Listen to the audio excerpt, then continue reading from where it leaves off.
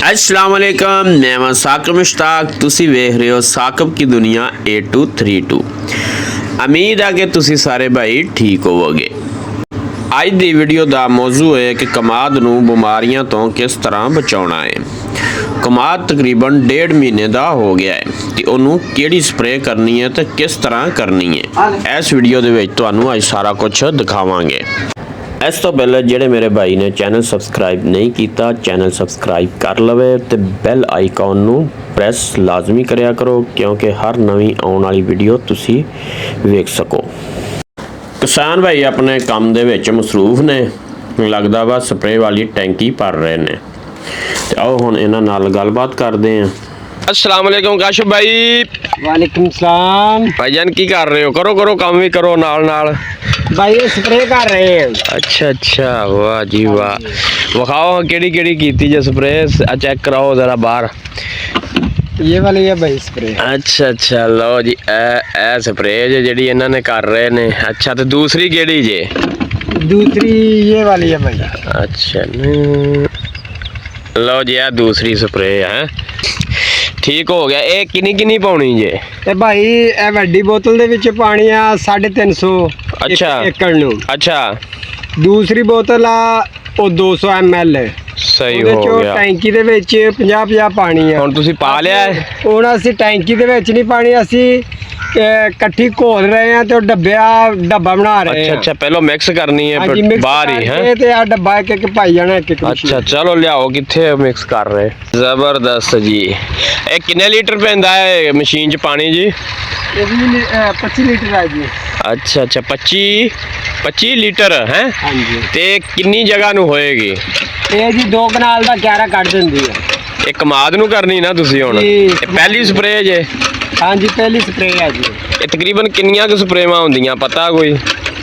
ਤਕਰੀਬਨ ਕੀੜੀ ਵਾਸਤੇ ਜਾਂ 2 ਵੀ ਹੋ ਸਕਦੀਆਂ, 3 ਵੀ, ਇੱਕ ਵੀ ਹੋ ਸਕਦੀ। ਅੱਛਾ, ਅੱਛਾ। ਕੀੜੀ ਪੈਣੀ ਆ ਉਦੋਂ ਸਪਰੇਅ ਹੋਣੀ। ਅੱਛਾ ਅੱਛਾ, ਚਲੋ ਬਾਕੀ ਇਨਸ਼ਾਅੱਲਾ ਤੁਹਾਨੂੰ ਜਾ ਕੇ ਪੱਤਰਾਂ ਨੂੰ ਕਮਾਦ ਦੇ ਵਿੱਚ ਵਿਖਾਵਾਂਗੇ ਵੀ ਕੀੜੀ ਕਿਸ ਤਰ੍ਹਾਂ ਪੈਂਦੀ ਤੇ ਕਿਹੜੀ ਬਿਮਾਰੀ ਲੱਗੀ ਹੋਈ ਹੈ ਤੇ ਕਿਸ ਵਾਸਤੇ ਸਪਰੇਅ ਕਰ ਰਹੇ ਨੇ।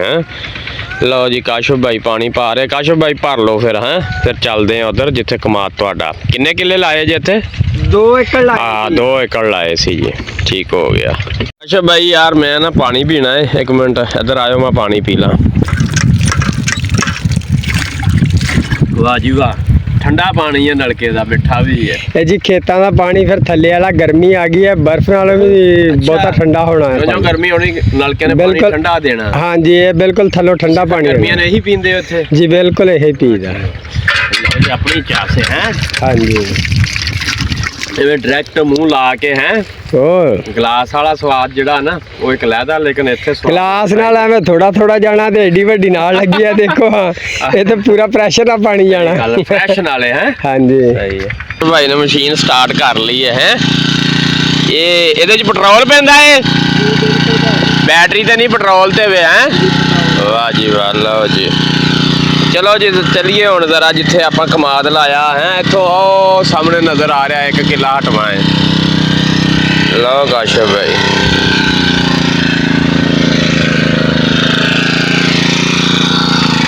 ਜੁੱਤੀ ਨਹੀਂ ਪਾਉਣੀ ਆ ਨਾ? ਜੁੱਤੀ ਦਾ ਕੀ ਕੰਮ ਫਸਲਾਂ 'ਚ? ਇਸ ਵਾਸਤੇ ਨਹੀਂ ਪਾਉਂਦੇ, ਟੁੱਟ ਜਾਂਦੀਆਂ ਜੁੱਤੀਆਂ। ਐਵੇਂ ਹੀ ਹੈ, ਜੁੱਤੀਆਂ ਟੁੱਟ ਜਾਂਦੀਆਂ ਨਾ। ਜੁੱਤੀ ਨਾਲ ਤੁਰਿਆ ਨਹੀਂ ਜਾਂਦਾ ਬੈਠ ਫਿਰ। ਜੁੱਤੀਆਂ ਕਾੜ ਨਹੀਂ ਕੱਢਦੀਆਂ? ਬਿਲਕੁਲ ਕੱਢਦੀਆਂ ਚੈਨਾਂ ਦੀਆਂ। ਅੱਛਾ ਅੱਛਾ, ਵਾਹ ਜੀ ਵਾਹ। ਲਓ ਜੀ, ਕਾਸ਼ਿਫ ਜਿਹੜਾ ਨਾ ਹੁਣ ਜਾ ਰਿਹਾ ਕਮਾਦ ਵੱਲ। ਇਹ ਦੇਖਦੇ ਆ ਕਿਹੜੀ ਬਿਮਾਰੀ ਇਹਨੂੰ ਲੱਗੀ ਤੇ ਇਸ ਵਾਸਤੇ ਸਪਰੇਅ ਕਰ ਰਹੇ ਨੇ।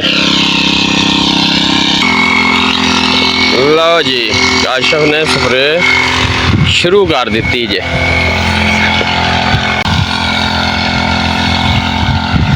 ਉਹ ਕਮਾਦ ਤਕਰੀਬਨ ਇਹਨੂੰ 2 ਮਹੀਨੇ ਹੋ ਗਏ ਨੇ ਤੇ ਇਸ ਵਾਸਤੇ ਇਹਨਾਂ ਨੂੰ ਹੁਣ ਸਪਰੇਅ ਕਰ ਰਹੇ ਨੇ। ਬਾਕੀ ਇੱਕ ਵਾਰੀ ਇਹਨੂੰ ਫਿਰ ਦੁਬਾਰਾ ਪੁੱਛਨੇ ਆ ਵੀ ਇਹ ਕਿਸ ਮਰਜ਼ ਵਾਸਤੇ ਇਹਨੂੰ ਸਪਰੇਅ ਕਰ ਰਹੇ ਹੋ, ਕੀ ਨੁਕਸਾਨ ਹੋ ਰਿਹਾ ਸੀ, ਸਾਨੂੰ ਤੇ ਇੰਨਾ ਪਤਾ ਨਹੀਂ ਹੈਗਾ। ਇਹ ਬੂਟਾ ਕਮਾਦ ਦੇ ਨੇੜੇ ਹੋ ਗਏ ਨੇ।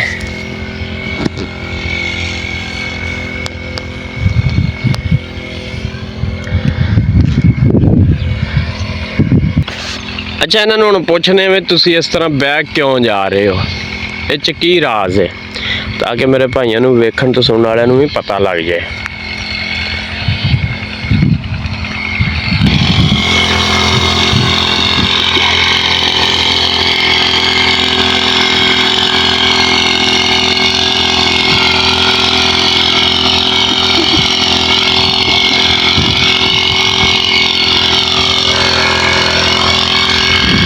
ਅੱਛਾ ਕਾਸ਼ਫ ਭਾਈ, ਜਿਹੜੇ ਮੇਰੇ ਭਾਈ ਵੇਖ ਰਹੇ ਆ ਸੁਣ ਰਹੇ ਆ ਉਹਨਾਂ ਵਾਸਤੇ ਕੀ ਪੈਗਾਮ ਆ ਜ਼ਿਮੀਂਦਾਰਾਂ ਭਾਈਆਂ ਵਾਸਤੇ? ਅਸੀਂ ਇਹ ਕਹਿ ਰਹੇ ਹਾਂ ਭਾਈ, ਇਹ ਕਮਾਦਦਾਰ ਬੰਦਾ ਕਮਾਦ ਲਾਵੇ। ਅੱਛਾ, ਅੱਛੀ ਹੈ ਫਸਲ ਹੈ, ਅੱਛੀ ਫਸਲ ਆ।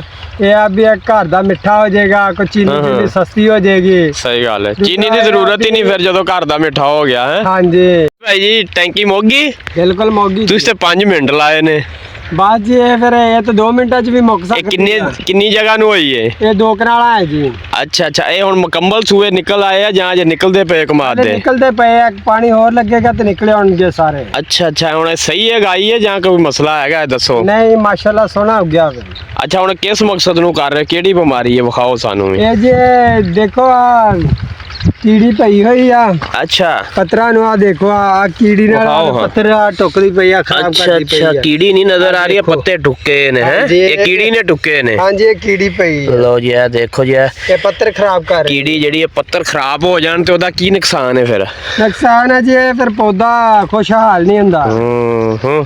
ਜਿਵੇਂ ਬੰਦੇ ਨੂੰ ਬਿਮਾਰੀ ਲੱਗ ਜਾਏ, ਬੰਦਾ ਬਿਮਾਰ ਹੋ ਜਾਂਦਾ, 4-5 ਨਹੀਂ ਉੱਠ ਸਕਦਾ, ਸੁਸਤੀ ਰਹਿੰਦਾ, ਸੁਸਤੀ ਰਹੇਗਾ ਹੈ। ਹਾਂਜੀ ਅੱਛਾ ਸਹੀ ਹੋ ਗਿਆ। ਇਹ ਪਾਣੀ ਕਿੰਨੇ ਲਾਤੇ ਜੇ? ਪਾਣੀ ਜੀ ਇਹਨੂੰ ਲੱਗ ਗਿਆ 2 ਪਾਣੀ ਲੱਗ ਗਏ।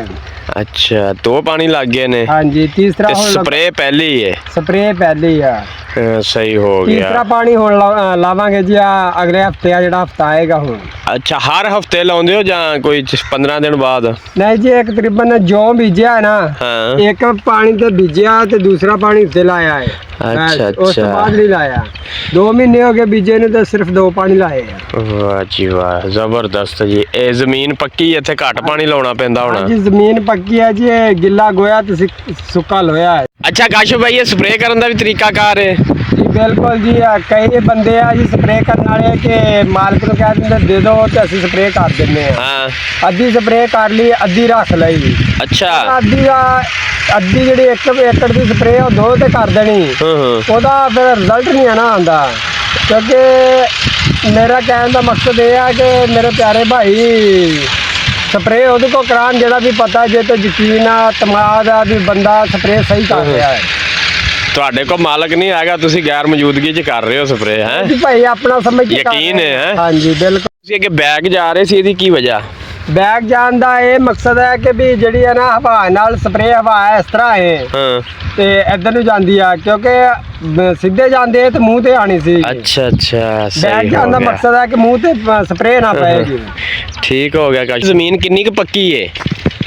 ਇਹ ਸਕ ਭਾਈ ਜ਼ਮੀਨ ਬਹੁਤ ਪੱਕੀ ਹੈ। ਅੱਛਾ। ਕਈ ਦਾ ਟੱਪਾ ਮਾਰੋ ਤੇ ਸਿਰ ਨੂੰ ਆਉਂਦੀ ਹੈ ਕਈ। ਅੱਛਾ ਹਾਂਜੀ ਸਹੀ ਹੋ ਗਿਆ। ਇਹ ਪੱਕੀ ਜ਼ਮੀਨ ਦੇ ਨੁਕਸਾਨ ਨੇ ਕਿ ਫਾਇਦੇ ਨੇ?